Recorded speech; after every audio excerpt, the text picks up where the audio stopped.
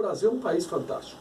Um país que ocupa metade da América do Sul, um país com 8 mil quilômetros de litoral, 16 mil quilômetros de fronteiras secas, um país com 200 milhões de pessoas criativas, o brasileiro é bom, é solidário, empresas altamente competitivas. Nós precisamos acertar o passo, entende? Olha, o Paraguai, quem falava bem do Paraguai há pouco tempo, com todo respeito, Paraguai era considerado um país pequeno, Paraguai, até com certa ironia, vai ver como é que está o Paraguai. O Paraguai está crescendo, o Paraguai está empregando, o Paraguai está com mais que 160 empresas brasileiras investindo lá. O Paraguai está dando um exemplo. Portugal, há pouco tempo atrás, Portugal é um país pequeno, estava numa crise desgraçada. Imagina o Brasil, gente. O Brasil é um país maravilhoso, então vamos parar com essa história de reclamar, olhar para frente e cada um fazer a sua parte, e não é dando as costas para problema nenhum que se resolve. Agora, Scaff, há uma investigação que chegou recentemente à Justiça Eleitoral aqui de São Paulo em relação a uma doação que o senhor teria recebido do grupo Odebrecht de 2,5 milhões de reais para financiar a campanha de 2010. Essa doação de fato ocorreu? Como que o senhor vai trabalhar esse financiamento de campanha para esta campanha de 2018? Olha, não existiu. Todas as doações que foram da minha campanha, reiteradamente já falei isso, estão todas declaradas, aprovadas pelo Tribunal Regional Eleitoral e sem ressalvas. E não são citações de bandidos. Você pega um bandido e faz uma citação, sem prova nenhuma, sem conversa nenhuma, enfim, isso não existe. Não é? Agora, como é que você vai trabalhar isso nesse momento, doação de campanha? Tem duas formas, a lei determina claro. Uma são através dos recursos do fundo eleitoral dos partidos. O partido tem um fundo eleitoral, tem que distribuir para os candidatos. E a outra são doações de pessoas físicas. Está proibido pessoa jurídica. Aí você vai falar, puxa, mas quem é a pessoa física que está com boa vontade para doar para um candidato? Eu diria que são muito poucas mesmo. Mas essa é a regra. Se a lei está errada ou está certa, não importa, tem que ser cumprida. Então que se mude a lei. Então a realidade desse ano, até o presente momento, é essa. Ou você tem recursos de doações de pessoas físicas e com uma limitação de 10% no rendimento do ano anterior. Quer dizer, quem ganhou 100, até 10 pode doar. Quem ganhou 1.000, até 100 pode doar. Tem essa restrição aí. Ou o fundo partidário dos partidos. Tem uma tabela aí, um limite. Para deputado é até tanto, para senador até tanto, para governador até tanto. E aí depende dos partidos pegarem esse fundo, distribuírem. Logicamente vai faltar para todo mundo. Não tem fartura. Entende? Mas aí é que nem festa de casamento. Qual é o tamanho da sua festa? Você pergunta para o noivo, depende da grana. Você faz uma festinha para meia adulto, para os padrinhos, você faz uma festa para 60 ou junta 600 e faz uma churrascada. Está tudo na base da economia, né? Então é isso. Tem que fazer de acordo com o tamanho do bolso. Mas não pode fugir à lei e às regras. Quando uma lei não der boa, você lute e mude ela. Mas enquanto ela existir, tem que ser respeitada. Agora, até em relação à relação Brasil-Estados Unidos, né, o senhor como um grande empresário conhecido no mundo inteiro, essa relação do aço, essa taxação a mais que os Estados Unidos irá fazer no aço, já teve uma reversão? Quanto que isso impacta, por exemplo, até o estado de São Paulo, as empresas de uma forma geral? Você sabe, a relação com os Estados Unidos no aço é o seguinte, aí em poucas palavras vou te dar uma resumida. O ano passado nós exportamos 5 milhões de toneladas de aço para os Estados Unidos, que representa em valor mais ou menos 2 bilhões e 700 milhões de dólares. Dessas 5 milhões de toneladas, 4 milhões é aço semi-elaborado, que vai para a região, principalmente do Alabama, nos Estados Unidos, para terminar o processo. Então é como se fosse matéria-prima para essas usinas americanas. Por essa razão que os Estados Unidos, rapidamente, na minha opinião, eu já dizia isso há dias atrás, hoje saíram notícias que, desde ontem, que os Estados Unidos já está repensando, as negociações estão abertas, não há uma confirmação ainda oficial, o governo brasileiro já se manifestou, mas, enfim, eu não tenho dúvida que vai se encontrar um caminho. Porque, claramente, 80%, repito, das nossas exportações, ou das 5 milhões de toneladas que nós vendemos de aço para os Estados Unidos, 4 milhões são matérias-primas para siderúrgicas americanas, porque elas vão em placa semi, é um produto semi-elaborado. Então vai terminar o processo nos Estados Unidos. Esse é um ponto. O outro ponto é que nós somos grandes compradores de carvão metalúrgico. Nós compramos 1 bilhão e 200 milhões de dólares por ano dos Estados Unidos de carvão metalúrgico. Então, nesse momento, não são os brasileiros só que estão pressionando o governo Trump em relação a essa medida do aço. São as usinas, as siderúrgicas americanas que dependem desse aço semi-elaborado, se não ficam sem matéria-prima, e são os vendedores de carvão metalúrgico que vendem 1 bilhão e 200 milhões de dólares por ano para o Brasil. Então, com esta força vinda daqui para lá e de lá interna, pressionando o governo americano, eu acredito e não tenho dúvida nenhuma que essa situação vai mudar e vai ser renegociada essa medida, que não foi tomada do governo americano somente contra o Brasil, foi tomada contra todo mundo, exceto Canadá e México. E eu não vejo nenhum problema de excetuar o Brasil, se não na totalidade dessas penalidades injustas, ou pelo menos parcialmente, uma boa parte, se haver uma acomodação aí. Só para concluir esse episódio aí, nos últimos 10 anos, entre as compras e vendas para os Estados Unidos, nós compramos 46 bilhões de dólares a mais, eu não me refiro só ao aço, a balança comercial Brasil e Estados Unidos, 46 bilhões de dólares a mais do que vendemos. Ou seja, os americanos estão superavitários, ou seja, eles faturaram 46 bilhões de dólares a mais, nós compramos a mais dentro do que eles nos compraram. Gente, eles não podem reclamar, né? Por essa razão que a reação nossa é forte, vai ser forte, e eu creio que nesse cenário que é a realidade dos fatos, vai haver uma reversão dessa medida que foi tomada pelo governo Trump. Paulo, muitos dos nossos ouvintes reclamam que o governo do estado não dá a devida atenção à cidade de Sorocaba e à sua região metropolitana. Temos aqui um parque tecnológico que vem realizando o seu trabalho, a importância das indústrias, mas há muita reclamação.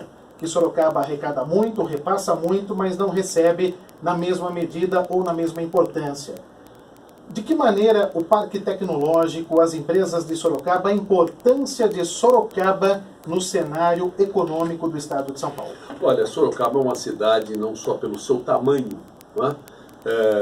não só pela sua população, não só pela liderança que tem na região, mas é uma cidade forte na sua indústria, no seu comércio. E a tecnologia, não só em Sorocaba, mas em todo canto, ela muitas vezes não é dada a atenção e o valor que precisa ser dado. Eu dizia há pouco que nós vivemos uma revolução, a quarta revolução industrial. O que nós estamos falando é da revolução tecnológica. O que nós estamos falando de novas profissões ligadas à tecnologia, ligadas ao conhecimento. O que nós estamos falando é de grandes transformações. Então, investimentos em inovação, tecnologia, educação, conhecimento, não pode ver economia. É isso que vai garantir o sucesso das próximas gerações.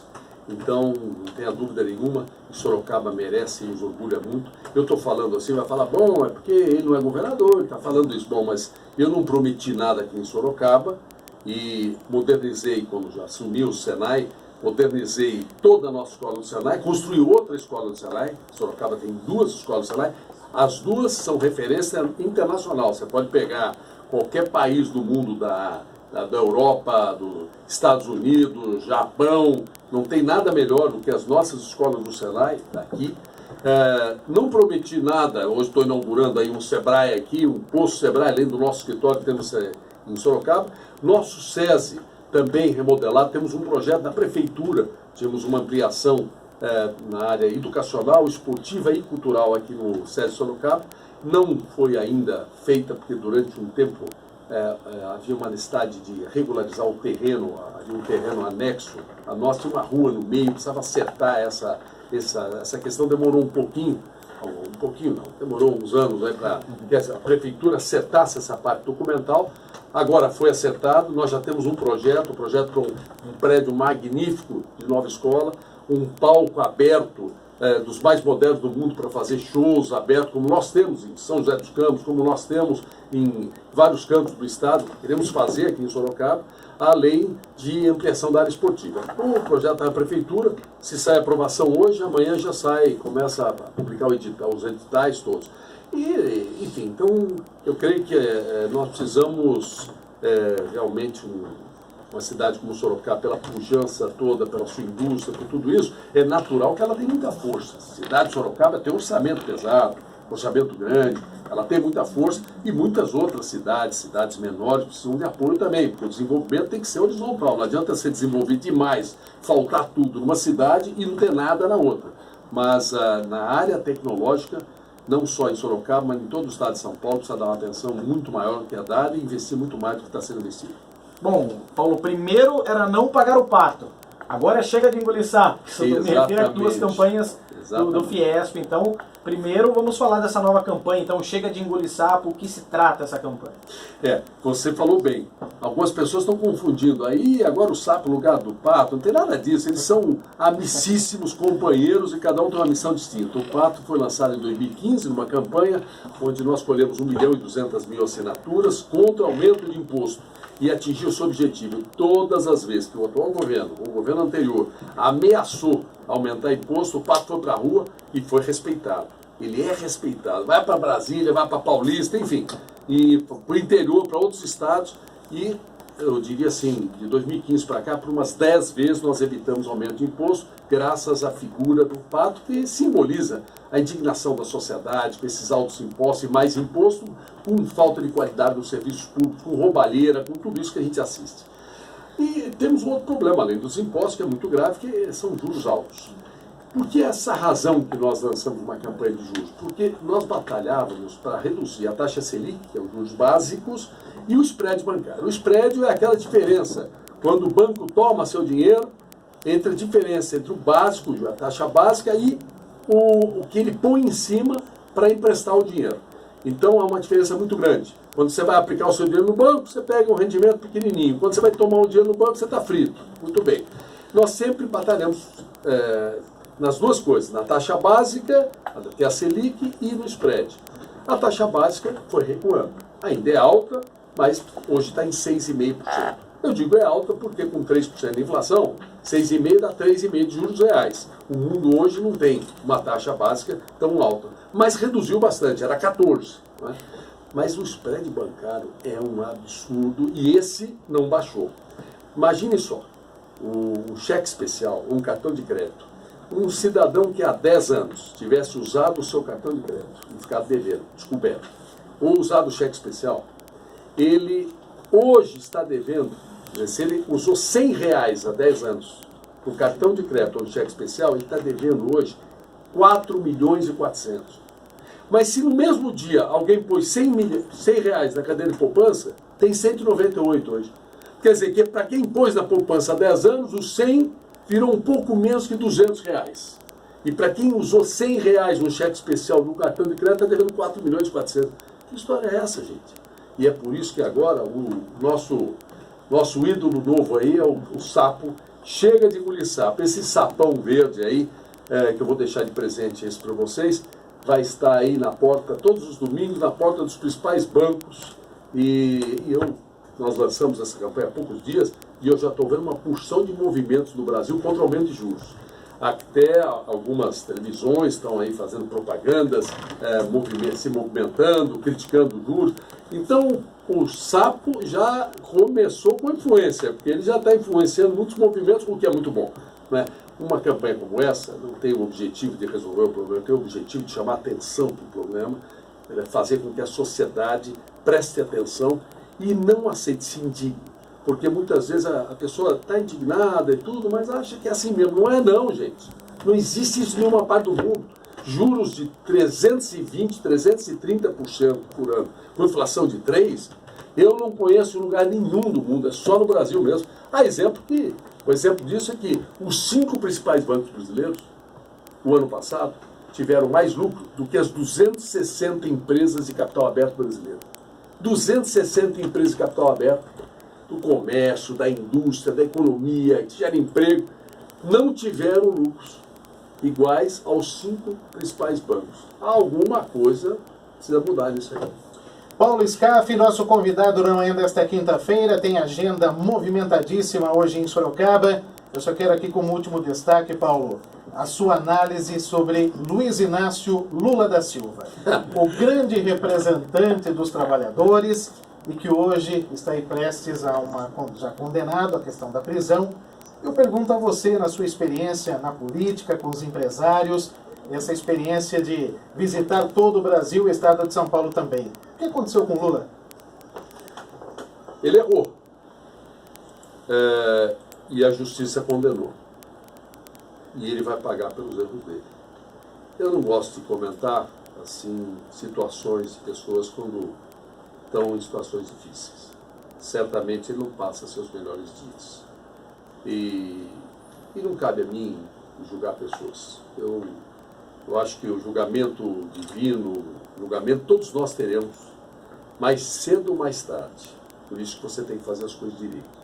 E aqui nesse mundo que a gente vive, existe um poder que é o judiciário para julgar as pessoas. Eu não sou juiz e também longe de ter poderes divinos para poder julgar as pessoas. Eu só digo que ele errou e foi condenado, já está certamente pagando, porque deve estar passando dias muito difíceis, e só Deus, quer dizer, eu posso desejar a ele que ele reze bastante, peça a ajuda a Deus, se arrependa de ter feito coisas erradas, enfim, e vai ter um preço, e ele vai pagar. E agora eu não sinto feliz. Você me perguntar assim, eu sou anti-PT, eu sou contra o PT, eu critico os governos petistas, enfim, pessoalmente, as atitudes do Lula e da turma dele é tudo contrário, mas nesse momento, como ser humano, não sinto, eu vejo que ele já está sendo bastante castigado, não serei eu que vou pôr mais lenha nessa fogueira, que não há necessidade. E também não me sinto, não cabe a mim julgar pessoas, nem a julgar Lula, nem julgar ninguém. Para isso, o maior julgamento, repito, todos nós um dia, ou mesmo nesse mundo, nessa vida ainda, a gente, para quem faz coisas boas e ajuda as pessoas, normalmente é recompensado nessa vida mesmo. E tem depois dessa vida, pelo menos cada um acredita de uma forma, mas a minha visão é que sempre vale a pena fazer direitinho as coisas, seja nessa vida e nas outras que virão aí, você sempre vai ser reconhecido. E quem erra tem um preço. Esse preço é hoje, ou o ano que vem, ou daqui a 10 anos, ou depois que a gente se desencarna e vai para outro mundo, enfim. Então, o bom é fazer certo. Não é bom errar, não. E certamente havia uma expectativa muito grande em torno dele. Então, com isso, muitos decepcionaram, mas a situação dele já é péssima, não precisa ninguém piorar. Qualquer coisa que vá se falar, não vai piorar, entende? Condenado ele já foi, então está prestes a ser preso, então o que a gente pode falar? É problema dele e cabe à justiça julgar e cabe à consciência dele fazer um auto-julgamento, que talvez é o pior julgamento que tem, o da consciência. Né? Porque quando sua consciência te condena, é muito triste. Então ele deve estar passando dias bem ruins, deve estar pagando caro. Então só um último destaque. Michel Temer é um bom presidente? Tem sido, viu? Na verdade, vai falar assim, puxa, ele tem uma rejeição enorme, ele não tem aprovação e tudo. Bom, eu não entro no mérito de nada assim em termos pessoais, mas eu preciso analisar o país. No Brasil, nos últimos ano e meio, nós estávamos com 14 milhões de empregados, a economia melhorou, depois de 2 anos de crescimento de 4% negativo, crescemos no ano passado 1%, vamos crescer 3% esse ano, ainda está muito ruim a coisa, mas está melhorando, a inflação está com 3% abaixo da meta, quer dizer, o crescimento econômico reapareceu, a Bolsa de Valores está batendo recorde, as empresas estatais como a Petrobras estão sendo reorganizadas, as reformas que tanto se falava e parecia impossível, trazendo o Brasil para o ano 2018, que são essas reformas como a trabalhista, a regulamentação da terceirização, a lei do petróleo, a reforma do ensino médio, elas aconteceram, tá certo? A gastança do governo, o governo tem que ser como uma dona de casa, como uma empresa, como todos nós, tem que gastar dentro da sua arrecadação. Então, o teto de gastos, o governo o Michel Temer aprovou o teto de gasto, que é se autorregular, se autolimitar. Então, uma coisa, se as pessoas gostam, não gostam, mas para o país o que interessa são resultados. Para quem está desempregado, o que interessa é um emprego.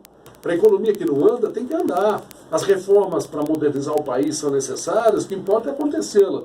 E se alguém promove e faz essas coisas todas, não pode ser considerado um bom presidente. E é um bom candidato?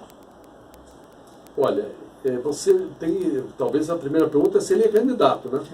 Porque ele, na verdade, é presidente, ele não é candidato. Então, estamos falando como presidente. Agora, precisa ver se ele vai aceitar a ideia de ser candidato à reeleição. Eu tenho a impressão que esse processo todo é muito cedo, né? Como eu disse, eventuais candidaturas, elas se materializam em início de agosto. As convenções são final de julho e início de agosto. É de 20 de julho a 5 de agosto. Tem tempo. As eleições são em outubro. Muita água vai rolar. Eu diria que o cenário nacional ainda está aberto e indefinido, assim como também o estadual, muita água vai rolar. Então, a política é muito dinâmica. Enfim, então nós temos que aguardar um pouquinho os acontecimentos e tal. Mas temos o dever de justiça. Vá com a cara ou não vá com a cara da pessoa, mas se a pessoa faz coisas que têm resultado positivo, tem que haver o reconhecimento, né? Paulo Scaff, presidente da Fiesp, Ciesp, SESI, Senai, Sebrae, ao vivo aqui no Jornal da Cruzeiro. Em nome da nossa diretoria, Paulo, mais uma vez, do nosso presidente Alexandre Latuffi e toda a direção da Fundação Cultural Cruzeiro do Sul, mantenedora da nossa Rádio Cruzeiro FM, agradecer pela visita, pela entrevista, pela presença ao vivo conosco aqui. Está ao lado do secretário de Segurança, vereador Fernando Dini, também uma das principais lideranças do MDB aqui na cidade de Sorocaba e também em nossa região. Foi um prazer recebê-lo aqui, tenho certeza que teremos aqui outras oportunidades para falar de São Paulo, para falar do nosso Brasil e principalmente falar da nossa Sorocaba. Obrigado pela presença. Eu que agradeço muito a todos vocês aqui, ao Alexandre, parabenizo o trabalho de vocês. Vocês são sérios, fazem um trabalho de comunicação sério, eficiente, por rádio, jornal, enfim. Então, e desejar muito sucesso a vocês e agradecer muito a todos que nos acompanharam, a todos os ouvintes, e apenas encerrar dizendo que nós temos que acordar de bom humor, temos que ver as coisas boas e curtir as boas e resolver as ruins. Não adianta curtir coisa ruim que atrapalha a qualidade de vida nossa, atrapalha a nossa alegria. Então eu desejo a todos que curtam as coisas boas e administrem e resolvam as coisas ruins. E a gente não pode nunca perder a crença pelo Brasil, que é um país maravilhoso. Então, parabéns a todos, muito obrigado pela atenção, parabéns Sorocaba, São Paulo e Brasil.